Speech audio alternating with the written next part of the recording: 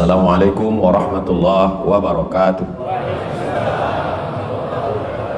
Man qara'a surat Al-Kahfi, siapa yang membaca surat Al-Kahfi pagi Jumat, siang Jumat, sore Jumat, petang Jumat, malam Jumat, sebelum azan maghrib hari Jumat, adha'a lahu min nur, cahaya lagi, Allah berikan dia cahaya ma bainal jumu'ataini, sampai Jumat berikutnya. Cahaya apa yang dimaksud? Apakah mukanya jadi bercahaya? Itu Ultraman. Cahaya apa yang dimaksud ini? Cahaya bisa membedakan antara yang hak dengan yang batil. Makanya siapa yang menghafal surat Al-Kahfi, membaca surat Al-Kahfi, tidak sanggup semua minimal ujung-ujungnya, maka dia selamat diantaranya dari fitnah Al-Masih Ad-Dajjal. Kenapa ada Al-Masih ujungnya Dajjal? Karena ada Al-Masih yang original, ada Al-Masih yang KW. Yang KW itu disebut dengan Al-Masih Ad-Dajjal. Ada orang jual gelas emas, bejana emas, namanya wi'a zahab, wi'a bejana, zahab emas, wi'a zahab bejana emas. Yang satu lagi jual mirip seperti emas, tapi dia kasih tahu, mohon maaf ya Pak Ustadz, ini bukan emas, ini cuma sepuh, disepuh dengan warna emas. Maka orang Arab menyebutnya wi'a mudajjal. Jadi jangan katakan nanti ini ada gelang, ini gelang emas, yang ini gelang dajjal. Bukan, mudajjal di situ artinya tidak asli, tidak original. Jadi jangan nanti ada Ustadz, kan ada Ustadz Somad, ada orang yang bilang ini Ustadz Somad Dajjal, mirip Ustadz Somad. Dia mirip seperti Nabi Isa. 3 sifat dia mirip seperti Nabi Isa. Saat dia suruh langit, apa kata dia? Ya sama imtiri, wahai langit turunkan hujan. Betul-betul turun hujan. Dia katakan ke tanah, ya ard umbuti, wahai bumi tumbuh tanaman. Lalu kemudian ada orang mati, dia katakan, ya mayyit qum, wahai mayat berdiri, langsung tegak. Lalu semua orang mengatakan dialah Al-Masih, padahal dia Al-Masih Dajjal. Dia bukan Al-Masih yang asli. Makanya sebelum salam tadi kita minta, Allahumma inni a'udzubika min adzabi jahannam wa min adzabil qabri wa min fitnatil mahya wal mamat wa min syarri fitnatil masihid dajjal. Sekarang Al-Masih Ad-Dajjal itu belum datang. Yang datang-datang itu sekarang baru Al-Masih Ad-Dajjal KW99. Itu aja banyak yang tertipu orang. Bagaimana kalau yang Al-Masih Ad-Dajjalnya itu betul-betul datang? Nauzubillah. Mudah-mudahan kita terpelihara, terjaga. Kalau bisa sebelum dia datang kita udah mati duluan. Ini banyak orang yang nantang-nantang, mana Dajjal itu, mana? Malah ada yang ngejek-ngejek. Ustaz katanya manusia bisa ke bulan, bisa ke planet. Terus nanti kalau semua pindah ke Mars, Dajjal di sini kecewa dong. Ada tuh saya tonton di video. Jadi sekarang orang jadikan agama ini sebagai lucu-lucuan. Sampai masanya nanti dia datang yang benar-benar serius baru dia tahu. Saudaraku yang dimuliakan Allah Subhanahu wa taala, maka cahaya ketika kita bisa mengalahkan hawa nafsu. Di zaman Umar bin Khattab ada seorang laki-laki yang bisa tahu apa yang niat tamunya datang. Tamunya datang, dia kasih tahu, kamu pasti mau melakukan ini. Lalu kemudian datang Umar bin Khattab. Kata dia, Umar bin Khattab, kamu datang pasti mau membunuh saya. Kata Umar bin Khattab, kamu tahu dari mana? Kamu masuk Islam, kata Umar bin Khattab. Kata dia, tunggu 3 hari. Karena memang dalam Islam tunggu 3 hari. Lalu kemudian setelah 3 hari dia datang kepada Umar. Dia katakan, asyhadu an la ilaha illallah wa asyhadu anna Muhammadar Rasulullah. Riwayat ini diceritakan oleh Syekh Ali Jum'ah. Ketika ditanya kepada dia, kenapa kamu bersyahadat setelah 3 hari? Karena saya selalu melawan hawa nafsu saya. Kalau nafsu saya mengatakan makan, saya nggak makan. Kalau nafsu saya mengatakan pergi, saya tidak pergi. Kalau nafsu saya mengatakan perang, saya tidak perang. Apapun yang dikatakan hawa nafsu saya lawan. Akhirnya saya bisa melihat sesuatu yang tidak dilihat manusia. Ini jawaban kenapa pendeta-pendeta yang tidak makan, tidak minum, tidak menikah, firasatnya tajam. Kenapa? Karena siapapun yang melawan hawa nafsunya, firasatnya akan tajam, bisa melihat sesuatu yang tidak dilihat manusia biasa. Itu terjadi pada Umar bin Khattab. Lalu kemudian ditanya ke dia, kenapa kamu masuk Islam? Karena hawa nafsu saya mengatakan jangan masuk Islam. Lalu saya lawan, asyhadu an la ilaha illallah wa asyhadu anna Muhammadan Rasulullah. Jadi kalau ada di antara kita ini bercita-cita, cita-citanya nggak terlalu tinggi, cuman ingin tahu tamunya mau apa. Udah aja, nggak usah makan, nggak usah minum. Tapi kue yang udah dapat boleh dimakan. Yang gara-gara ini Ustaz ini kayaknya nyindir, jangan. Tapi kalau mau tahu, tamunya mau apa, jangan dulu, tahan dulu. Apapun yang bisikan hawa nafsu jangan. Seandainya Ustaz Abdul Somad dikasih Allah kemampuan untuk tahu hati orang, tahu niat tamu mau apa, Ustaz mau atau enggak? Saya enggak mau. Kenapa? Karena dengan tahunya saya niat tamu itu, saya lah jadi enggak tulus. Saya jadi tahu tamu ini mau minta endorse mobil kada misalnya. Lebih baik saya enggak tahu niat tamu itu apa, sehingga saya bisa kasih dia minum, saya bisa ngobrol dengan nyantai, lebih baik. Makanya sebagian wali-wali Allah yang melawan hawa nafsunya, lalu disingkapkan Allah rahasia. Disingkapkan itu namanya kasyaf. Kasyaf artinya tirai yang tersingkap. Begitu tersingkap dia jadi tahu, langsung dia lawan hawa nafsunya yang katanya jangan makan, dia langsung makan. Supaya apa? Supaya tertutup kembali. Lebih baik tertutup daripada nampak. Jadi banyak orang sekarang sengaja nggak makan, nggak minum, nggak tidur, nggak nikah. Supaya apa? Supaya tahu apa yang terjadi. Itu bukan puncak ilmu dalam Islam. Puncak ilmu adalah mendapatkan cahaya sehingga bisa membedakan mana yang hak, mana batil, mana betul, mana batil, mana benar, mana salah. Mudah-mudahan kita mendapatkan kebenaran itu insya Allah. Imam Abu Hamid Al-Ghazali yang menulis kitab Ihya Ulumuddin 4 jilid. Dia jabatan tertingginya rektor, diangkat oleh Sultan Nizamul Muluk di Universitas An-Nizamiyah. Ngomongnya berkarisma. Kalau dia jalan 70.000 orang menyertainya. Dia sampai kepada puncak keilmuan. Yang paling hebat zaman itu adalah filsafat. Dia bantah filsafat. Judul bukunya Tahafud Al-Falasifah. Setelah itu baru datang Imam Ibn Rushd membantah Tahafud At-Tahafud. Waktu itu Imam Al-Ghazali sudah meninggal dunia. Imam Al-Ghazali digelar dengan Hujjatul Islam. Berbantah dengan siapapun, dia menang. Sampai akhirnya suatu hari dia melihat ada tongkat yang bengkok di tepi sungai. Ada tongkat kayu, dia lihat bengkok. Ternyata setelah ditarik, lurus. Kalau kita ambil kayu, tongkat, kita tusukkan ke tepi sungai, lalu kita lihat, itu kan bengkok. Tapi pas kita tarik, lurus. Dia sudah mulai tidak percaya dengan mata. Berarti mata tertipu. Mata yang melihat ini menipu. Apalagi zaman sekarang, dilihat dari jauh putih, rupanya skincare. Mohon maaf ibu, saya kira nggak ada ibu. Jadi mata ternyata menipu. Telinga juga begitu. Kita dengar lagu, enak sekali. Begitu dihilangkan sound musiknya, dihilangkan, hancur babak belur. Telinga menipu, tertipu. Mata tertipu. Kalau begitu saya tinggalkan semua yang menipu ini. Imam Abu Hamid Al-Ghazali meninggalkan jabatan rektor, meninggalkan popularitas, 70.000 follower dia tinggalkan. Akhirnya dia berkhalwat. Khalwat artinya bersunyi-sunyi dengan Allah Subhanahu wa taala di menara Masjid Jami' Umawi, sampai sudut itu disebut dengan Zawiyah Al-Ghazali, pojok Imam Al-Ghazali. Lalu berapa lama dia di sana? 11 tahun. Setelah itu dia sampai kepada level yang tertinggi disebut dengan ma'rifah. Ma'rifah artinya puncak ilmu pengetahuan. Lalu orang bertanya kepada dia, "Kamu sudah sampai kepada ma'rifah Al-Ghazali?" "Ya." "Apa al-ma'rifah itu?" Imam Al-Ghazali mengatakan, "Nurun yaqdhifullahu fi qalbi 'abdi." Cahaya yang ditembakkan ke hati seorang hamba. Hanya sampai itu saja. Cahaya yang ditembakkan ke dalam hati seorang hamba. Dengan cahaya itu bisa membedakan mana yang hak, mana yang batil. Sekarang yang disebut dengan kebenaran itu apa? Kebenaran itu kalau dilakukan oleh tokoh terkenal, walaupun salah berarti benar. Kebenaran itu apa? Kebenaran itu kalau dilakukan semua orang, semua yang viral benar, walaupun salah. Orang tidak lagi dapat cahaya. Makanya di antara doa tahajud, Allahumma ja'al fi qalbi nura, wa fi sam'i nura, wa fi basari nura, wa an yamini nura, wa an yasari nura, wa min amami nura, wa min khalfi nura, wa min fawqi nura. Bunyi, matahari sudah terbit. Setiap bunyi terbit matahari. Setiap bunyi terbit matahari. Setiap bunyi terbit matahari. Suatu hari dia nggak bunyi, matahari terbit. Baterainya habis. Orang sudah terjebak pada hukum sesuatu terjadi sesuatu.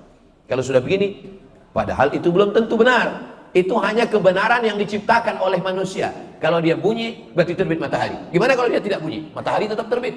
Jangan terjebak pada hukum yang dibuat oleh manusia. Maka kita minta cahaya dari Allah. Nurun, cahaya yang ditembakkan ke dalam hati seorang hamba, sehingga dengan itu saya bisa mengetahui mana yang benar, mana yang salah. Membaca surat Al-Kahfi supaya ingin dapat cahaya. Doa tahajud supaya dapat cahaya. Berzikir supaya dapat cahaya. Cahaya yang dimaksud adalah cahaya kebenaran, sehingga kita bisa memilah dan memilih mana rambut, mana hijau, mana asli, mana palsu, mana Al-Masih Isa, mana Al-Masih Dajjal. Mudah-mudahan kita sampai hari ini, sampai anak cucu kita, sampai hari kiamat dapat cahaya itu, insya Allah. Nah, siapa yang sudah dapat cahaya, jaga. Dengan apa menjaganya? Dengan berjamaah. Jangan sendirian. Man syadza syadza finnar. Siapa yang sendirian masuk neraka. Alaikum bil jamaah, hendaklah kamu berjamaah. Iyyakum wal furqah, jangan sendirian. Jamaah itu ada pemimpinnya. Idza kuntum thalathatan fi safarin, kalau kamu 3 orang musafir, falyu'ammirahum ahadahum, maka angkat satu pemimpin. Saya selama 4 hari ini musafir. Jumat, Sabtu, Ahad, Senin pulang. Memang Jawa Tengah jatahnya setahun 4 hari. Sumatera Utara 4 hari. Sumatera Barat 4 hari. Kalimantan 4 hari, Sulawesi 4 hari, Brunei 4 hari, Sabah 4 hari, Sarawak 4 hari. Di luar itu saya tidak datang. Mohon maaf, beribu maaf. Saya mohon maaf kepada sedulur sederek sedoyok penjenenganipun. Kalau saya nggak datang, bukan angku, bukan sombong, karena memang saya sudah bagi 4 hari. Lalu banyak orang yang heran, nanya-nanya, kenapa Ustadz 4 hari ke Jawa Tengah di musim-musim pilkada ini? Saya nggak tahu waktu nyusun itu dulu kalender, karena kita nggak koordinasi dengan KPU. Nah, selama 4 hari ini siapa imamnya? Siapa pemimpin saya? Pemimpin saya adalah Ustadz Yunus. Makanya ketika ketemu dengan Habib tadi malam, Ustadz Somad nanti mau ke Solo. Iya, mampir ke pondok ya. Mohon maaf Habib, saya koordinasi dulu dengan imam saya. Kenapa? Karena saya dalam perjalanan ini saya nggak tahu di mana Solo, di mana Karanganyar, di mana Semarang, di mana Kudus. Maka saya berikan kepada yang tahu. Fas'alu ahla dzikri in kuntum la ta'lamun. Tanya pemimpinmu kalau kamu tidak tahu. Maka angkat dia menjadi pemimpin, tunjukkan mana tempat-tempatnya. Setelah itu sami'na wa ata'na. Ju'ilal imamu liyutamma bih. Imam itu diangkat untuk diikuti, bukan untuk dilawan. Maka apapun yang dilakukan imam, ikut. Imamnya ruku, melu wae, wis. Imamnya sujud, ikut saja. Imamnya angkat tangan, ikut angkat tangan. Allahumma hdina fi man hadait, amin. Wa afina fi man afait, amin. Wa tawallana fi man tawallait, amin. Wa barik lana fi ma a'tait, amin. Wa qina bi rahmatika syarra ma qadait, amin. Karena yang paling enak itu ikut imam. Ngapain kita ngelawan imam? Imam ruku, kita ruku. Imam sujud, kita sujud. Imam baca kunut, kita baca kunut. Imam kentut, yang batal imamnya. Kita enggak. Apa standarnya? Standar kita ikut imam selama imam itu ikut Allah dan ikut Rasulullah Sallallahu Alaihi Wasallam. Imam yang kentut wajib diganti dengan imam yang baru. Mohon maaf imam, jangan tersinggung. Yang saya maksud imam ini bukan imam yang lain.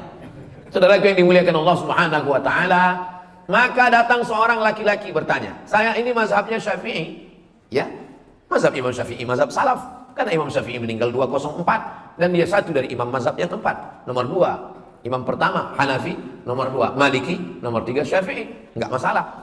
Imam Syafi'i, iya. Tapi saya beberapa pendapat ikut Imam Hambali. Imam Hambali juga enggak masalah. Imam Hambali, imam yang keempat, muridnya Imam Syafi'i. Tapi Imam Hambali dengan Imam Syafi'i beberapa perbedaan. Di antara perbedaan mereka tentang kunut subuh. Imam Syafi'i berkunut subuh, Imam Hambali tidak kunut subuh. Dulu kelahi antara pengikut Imam Syafi'i dengan Imam Hambali. Sekarang alhamdulillah sudah nggak kelahi lagi karena sama-sama nggak sholat subuh.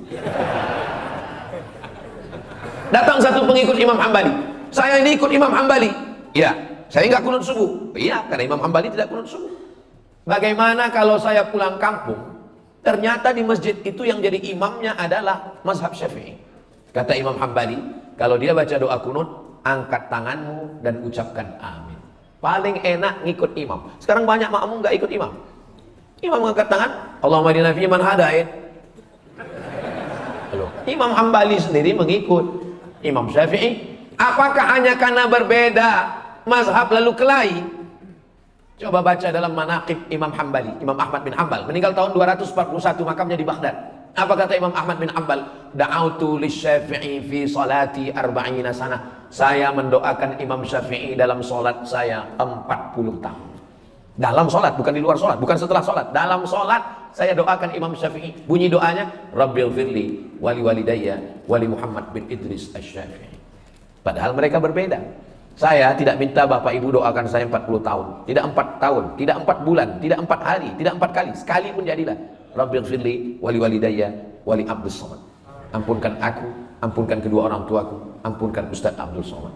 Sekali bisa alhamdulillah, sekali nggak bisa. Ini Semarang ini dekat laut kan? Saudara yang dimuliakan Allah Subhanahu wa taala, maka berbeda mazhab, selama ada dalilnya ikutilah. Ulama besar Saudi Arabia namanya Syekh Ibnu Utsaimin.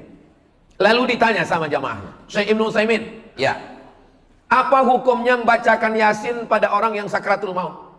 Yasin wal Qur'anil Hakim innaka laminal mursalin ala siratim mustaqim. Kata Syekh Ibnu Utsaimin, ada hadis bunyinya inna likulli syai'in qalban, segala sesuatu punya hati, wa qalbul Qur'an Yasin, hatinya Al-Qur'an adalah Yasin. Iqra'uha ala mautakum, bacakan kepada orang yang meninggal.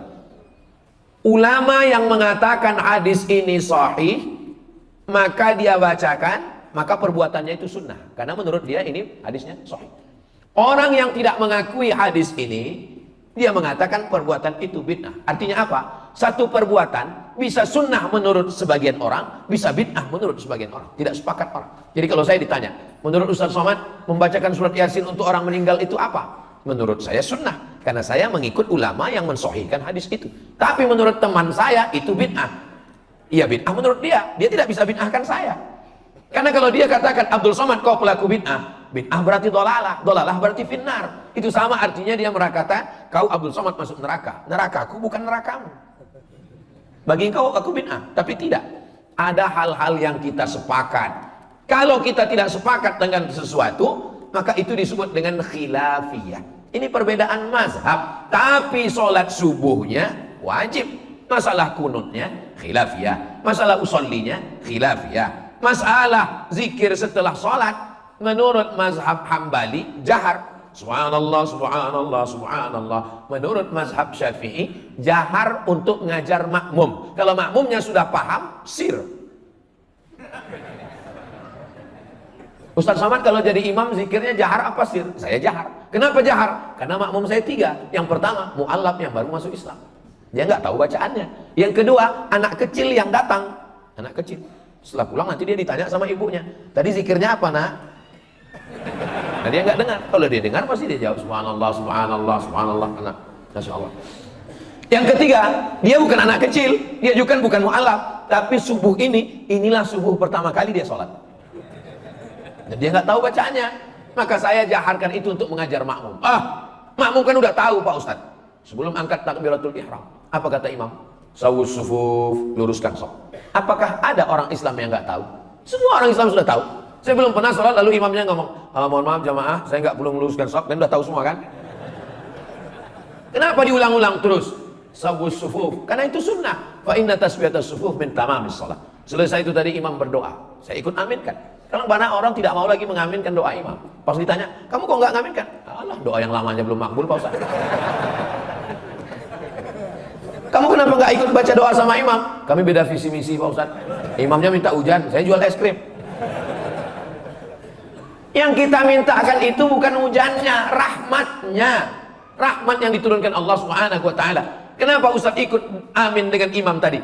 Sebab kata Nabi, ad-da'i wal mu'amminu fil ajri sawa. Yang berdoa dengan yang mengaminkan pahalanya bodoh, sami mawon. Maka imam membaca doa, saya ikut aminkan. Apa susahnya bilang amin? Amin. Oh saya lupa, tadi yang baca doa saya diminta imam. Gak mungkin saya tolak. Gak mungkin ketika saya disuruh baca imam tadi berani nyuruh-nyuruh saya. Enggak, saya taat sama imam. Imam bilang baca, siap imam. Saya baca doa. Lalu kemudian setelah itu kenapa kali kita zikir Asmaul Husna? Itu pun sunnah. Walillahil asmaul husna. Allah punya nama yang baik-baik. Fad'uhu biha. Ya Rahman, Ya Rahim, Ya Malik, Ya Qudus, Ya Salam, Ya Mu'min, Ya Muhaimin, Ya Aziz, Ya Jabbar, Ya Mutakabbir, Ya Khariq, Ya Bari, Ya Musawwir, Ya Ghaffar. Itulah enaknya kalau Asmaul Husna rame-rame. Yang gak hafal gak ketahuan.